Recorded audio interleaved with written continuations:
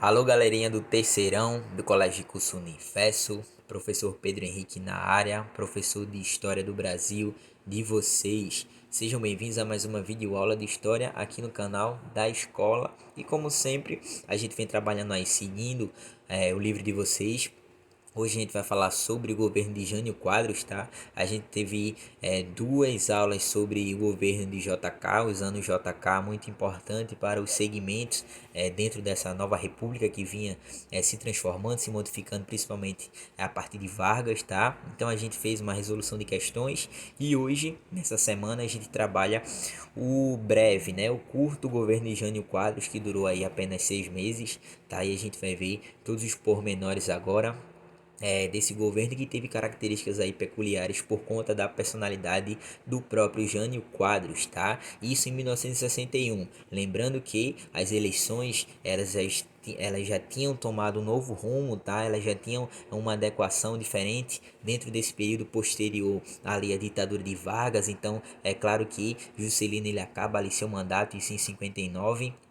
E a partir de 60 aí com novas eleições, Jânio Quadros aí com a chamada, a sua parte da carreira, digamos que meteórica, tá? Conhecida aí dentro da historiografia por ele ter passado aí por vários cargos políticos, começando de vereador e se transformando futuramente no presidente da República, tá? Então Jânio Quadros que é uma figura aí muito interessante, tá? Até digamos que engraçada em vários aspectos, tá atento tanto de atividade quanto de várias ações que ele traz através de várias frases e etc, tá? O que a gente vai ver agora, beleza? Espero que vocês gostem da aula, qualquer dúvida, qualquer comentário podem deixar aí, tranquilo? Então vamos lá. Jânio Quadros, passando aqui, vou mostrar para vocês a carinha desse indivíduo, tá? Muito importante dentro da historiografia nacional, tá? Ele é um político que veio dentro desse cenário pós-era Vargas, com segundo governo de Vargas, com Eurico Gaspar Dutra, Juscelino Kubitschek, que tinha várias políticas aí em relação à personalidade, em relação a várias alianças aí diferentes, tá? Então ele foi um desses. Então, como eu coloquei ali em cima, antes de seguir carreira política, ele foi advogado e professor. Então ele era um cara que tinha digamos que uma mentalidade bastante peculiar, tá? Ele sabia das coisas que estavam se tratando em relação à parte da política, a economia e na própria sociedade. Ele tinha passado aí por vários governos, então ele sabia das coisas que o Brasil ele passava naquele momento, beleza? Então, segundo ponto eu coloquei ali para vocês, ele foi vereador São Paulo, tá? Deputado estadual, prefeito e governador de São Paulo. Aí a gente já falando do estado, então podem ver que ele teve dentro da sua carreira política, ele foi ascendendo, tá? Digamos que foi almejando aí e passando através, é claro, do voto da população, da conquista, através de suas ações dentro do estado de São Paulo. E ele teve uma característica onde ele era um cara conservador, tá? Onde ele era um cara que tinha vários conceitos importantes ligados aí em relação à União Democrática Nacional, tá? Justamente aquele partido que iria de contra, que fazia toda a contraposição que a gente já falou muito aí sobre as questões varguistas, tá? Que a gente já viu em outras aulas, tá? Então isso em 60, a UDN, a União Democrática Nacional, tá? Aquele partido liderado ali, principalmente por Carlos Lacerda. Lembra ali de Carlos Lacerda? Sim, aquele ainda Carlos Lacerda, que ele passa aí por vários governos, tá? Então Carlos Lacerda, conhecido aí por ser jornalista e um político, tá? Um político muito ativo em relação a vários setores. Então ele era um cara muito conservador, ele era um cara que lutava aí contra principalmente as questões liberais em relação àqueles que estavam com sinônimos, com aliados aí em relação aos partidos e a parte de Vargas, digamos assim, tá? Então lembra que naquele período, principalmente ali com Dutra, a gente tem uma contraposição de ideias, onde o Brasil ele é dividido ali entre as questões da UDN e entre questões digamos que varguistas, tá? Então, isso em Juscelino e ainda antes, no segundo governo de Vargas, em 51 a 54, a gente também tem, tá? Essa dualidade. E quando a gente entra no governo de Jânio Quadros, a gente vai ver que ainda a atuação de Carlos Lacerda é muito importante, tá? Então, Carlos Lacerda, ele viu que essa ascensão meteórica de Jânio Quadros serviria para a UDN, então é por isso que ele convence ele a lançar sua candidatura pela UDN, isso em 1960, tá? Então, o Jânio Quadros ele já tinha toda essa pretensão, ele fazia toda essa contraposição a partidos ligados à parte de Vargas, tá? Então ele viu essa parte de chamar desse próprio convite, tá? Essa oportunidade aí por Carlos Lacerda junto ao DN de continuar sua carreira política e quem sabe não virar presidente, tá? Então foi isso que aconteceu. Então, falando aqui para vocês um pouco,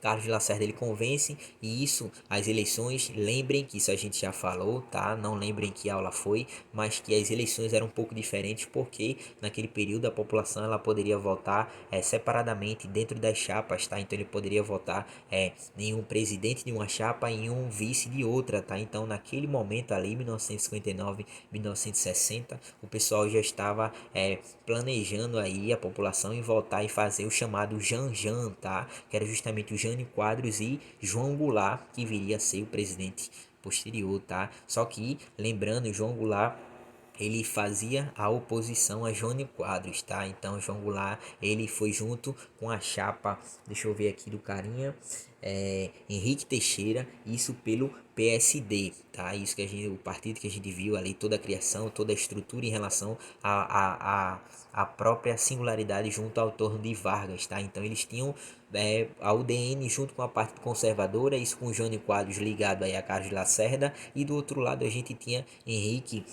Teixeira com seu vice João Goulart, o chamado Jango, conhecido Jango, tá? Com essa nova chapa, trazendo as questões aí varguistas à tona novamente, tá? Só que na hora aí das eleições o pessoal com esse Jan acabou votando e escolhendo Jânio Quadros e João Goulart como seu vice, tá? Então tinha dentro de uma chapa que viria a vigorar, se estabelecer dentro do Brasil, um político conservador, tá, da UDN de um lado político e do outro lado fazendo a oposição dentro da mesma chapa, tá? A que saiu acabou sendo a vitoriosa para comandar o Brasil foi Henrique Teixeira do PSD. Tá? Então vocês podem ver que já é meio confuso essa introdução do governo de Jânio Quadros, tá? E ainda mais eu já falei para vocês, já soltei um spoiler, ele praticamente governa apenas um semestre, tá? E a gente vai conhecer isso agora. Lembrando que em toda a sua caminhada foi curta, tá? Mas ela foi muito efervescente. A sua caminhada aí de propagandas políticas, Jânio Quadros era um cara muito, digamos que engraçado e digamos que um cara que puxava muito para sua personalidade, tá? Então ele andava com a vassoura, dizendo que a vassoura ia limpar aí a corrupção e a roubalheira aí do Brasil, aí citando várias questões econômicas, principalmente Juscelino Kubitschek, onde ele, em várias palavras, ele expressou aí a contraposição muito dura e muito radical sobre as questões econômicas de Juscelino Kubitschek, onde a inflação ali, onde ele pegou o governo com uma maneira muito drástica, tá? Então aqui eu coloquei ao lado para vocês o jingle, tá?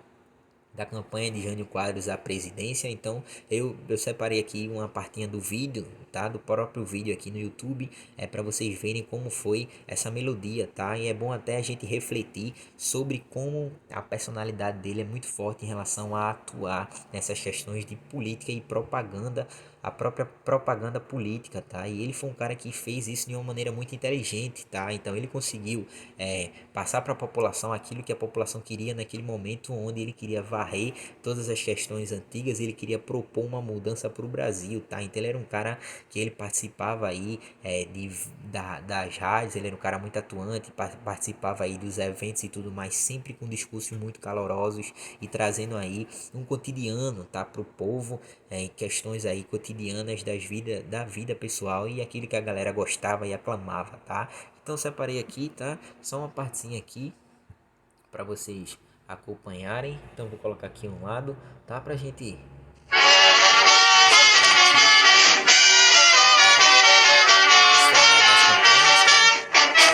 ele com a vassourinha.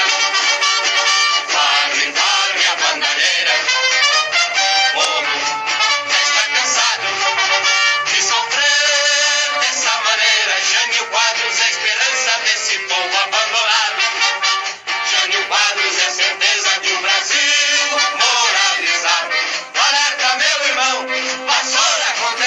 Vamos vencer com Jânio.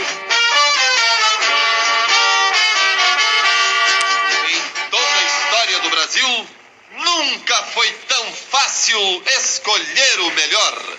Para presidente da República, vote em Jânio Quadros. Então, pessoal, aqui trouxe para vocês só para a gente fazer também um pouco diferente, né? Trazer umas questões mais abertas. Lembrando para vocês que dentro aí da própria plataforma, claro, do YouTube, onde a gente trabalha, tem muitas informações aí fantásticas, tá?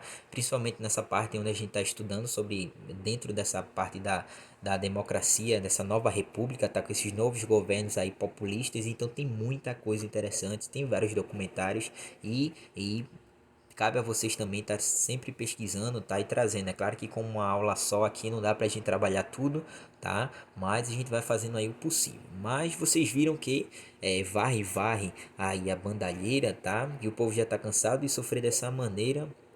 Jânio Quadros é a esperança desse povo abandonado. Jânio Quadros é a certeza de um Brasil moralizado. Essa questão da moral é muito importante porque antes nos próprios discursos ele viu o Brasil que o Brasil ele não tinha moral alguma para poder construir seja numa siderúrgica, seja uma parte de toda uma intelectualidade na parte artística, na parte do cinema, por exemplo, tanto na economia e tanto das políticas sociais que aconteciam, tá? Então, ele era um cara que tinha um discurso muito forte em relação a isso, que precisava trazer uma moral, uma disciplina ao Brasil, tá? Ele, por ser um cara conservador, ele pregava muito essas questões e o pessoal acatou isso e acabou reerguendo aí e teve toda essa campanha para ele. Então, vocês podem ver ali as imagens, ele com vassoura, ele com tudo mais. Então isso foi um jogo político, essa parte populista é muito importante para a gente estar sempre atualizando, tá? E fazendo também, né, toda a conexão com o nosso mundo atual, com a contemporaneidade, até porque lá na frente a gente vai falar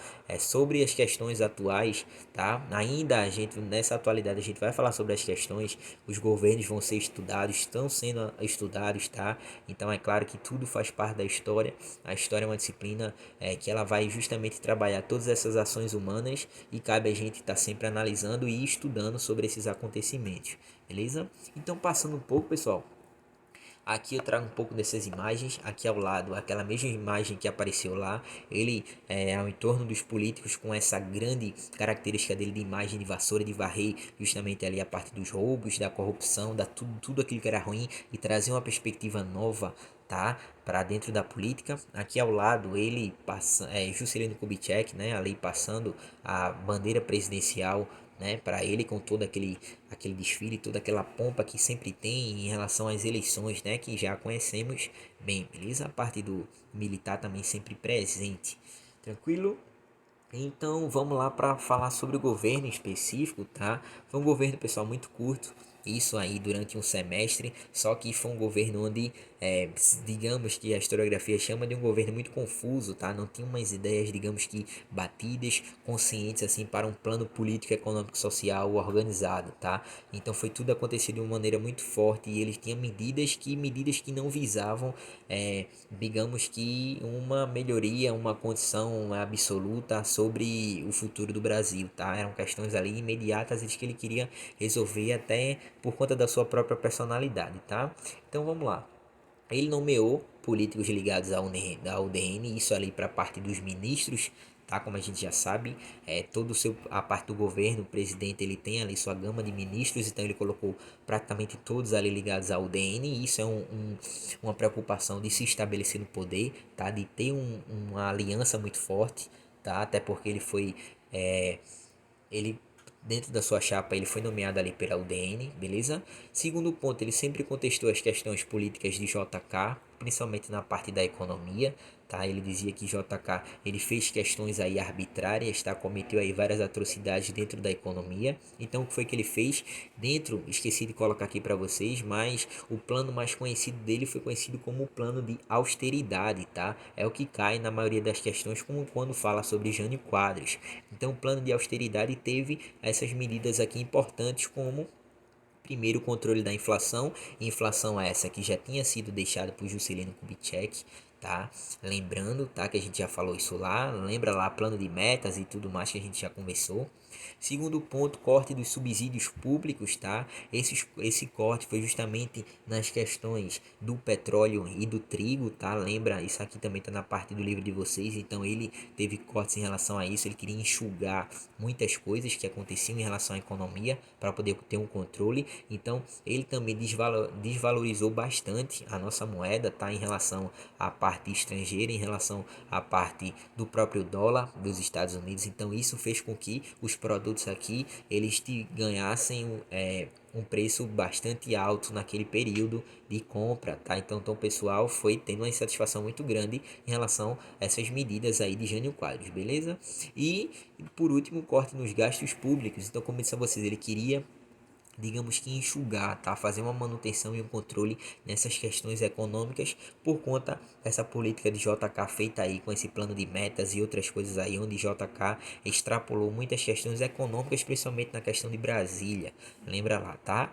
Passando, pessoal, deixa eu ver se eu falei aqui tudo, acredito que sim. Aqui, consequências disso, aumento no custo de vida da população, principalmente aquilo que eu falei para vocês, produtos, principalmente de indústrias que vinham de fora, tá? Ele até por um certo momento ele estabilizou a economia e ele também fez o pagamento das dívidas externas. Isso não drasticamente, radicalmente, até porque ele passou pouco tempo no governo, mas durante o tempo que ele passou ele conseguiu cumprir as questões das dívidas que o Brasil tinha desde aí vários outros governos que antecederam o mesmo, tá?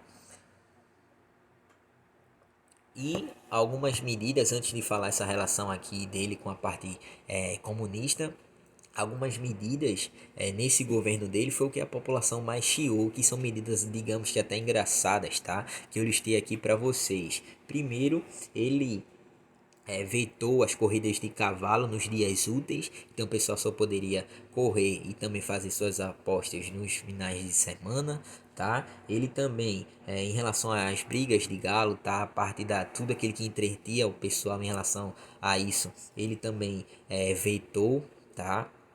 Ele proibiu o uso de lança-perfume nos bailes de carnaval e aquelas questões de águas, tá?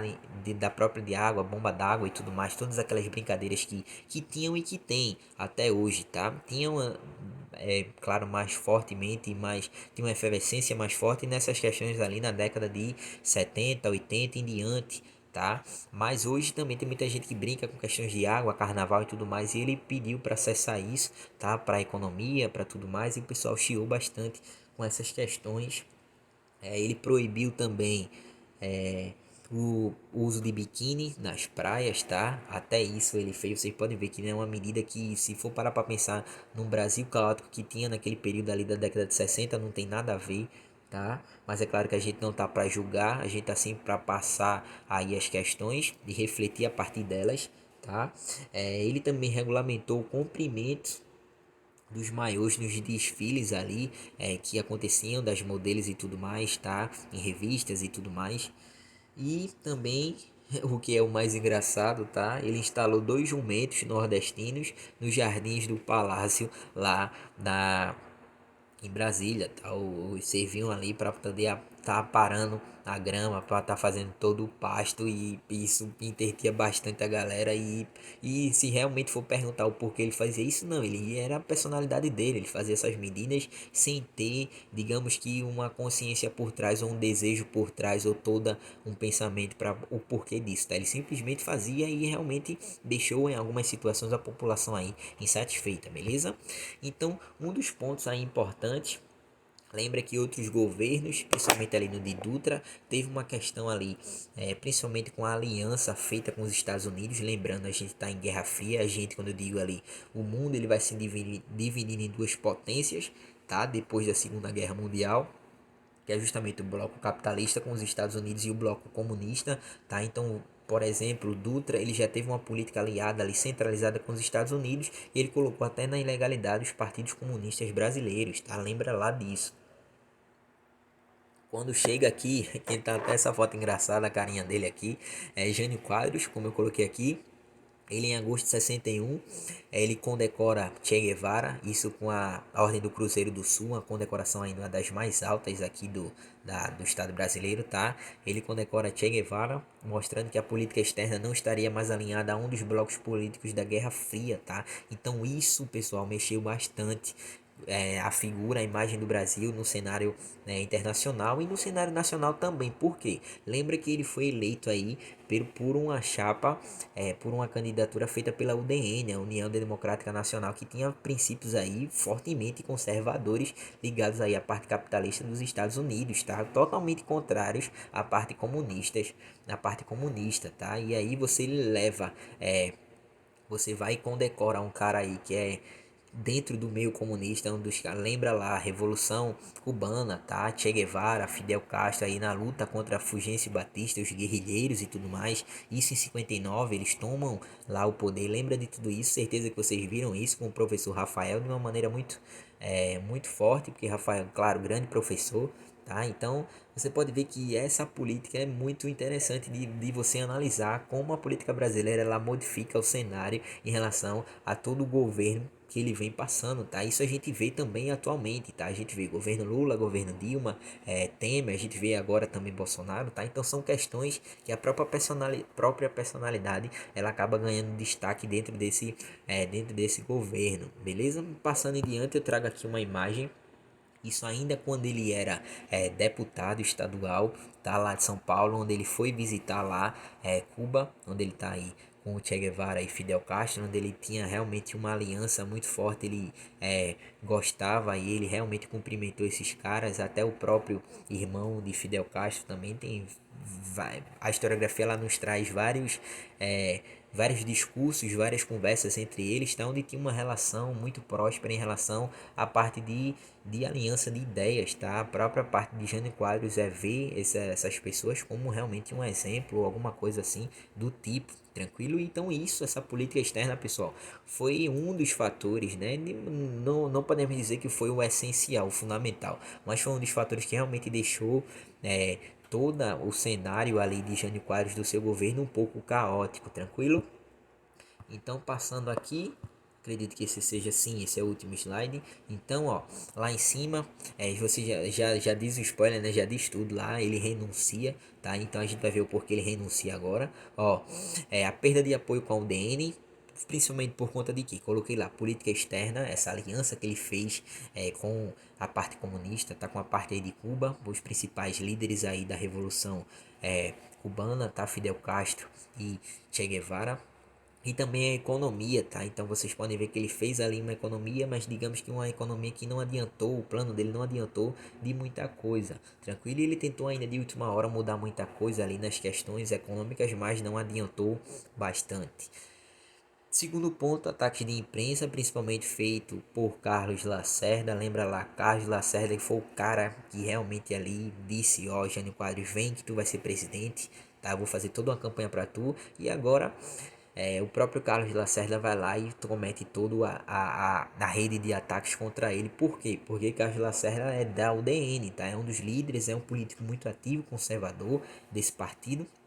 E Jânio Quadros fez ali uma política de aliança com a parte de esquerda, tá? Com a parte ali comunista. Então, Carlos Lacerda jamais, tá? Carlos Lacerda que foi um cara ali que fez toda a contraposição à parte de esquerda de outros governos, tá? Como a gente viu, principalmente ali do governo de Vargas, tá? E passou por um mal bocado, como a gente já viu, esse grande carinha aí, tá?